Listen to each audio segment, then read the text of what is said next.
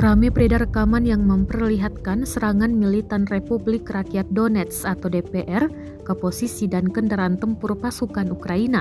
Rekamannya rame beredar di Telegram pada Rabu 26 Oktober 2022. Dalam keterangan unggahan disebutkan, prajurit Batalion Ketiga Pasukan Khusus NM DPR berhasil menghancurkan pengangkut personel lapis baja M113 buatan Amerika untuk angkatan bersenjata Ukraina.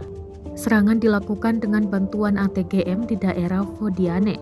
Militan DPR mengklaim serangan tepat mengenai sasaran.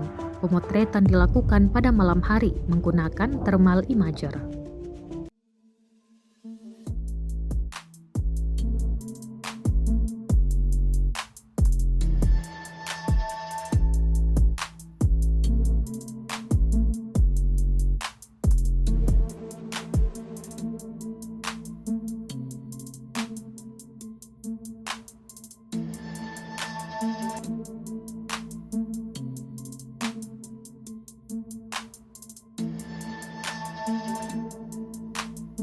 Terima kasih sudah nonton.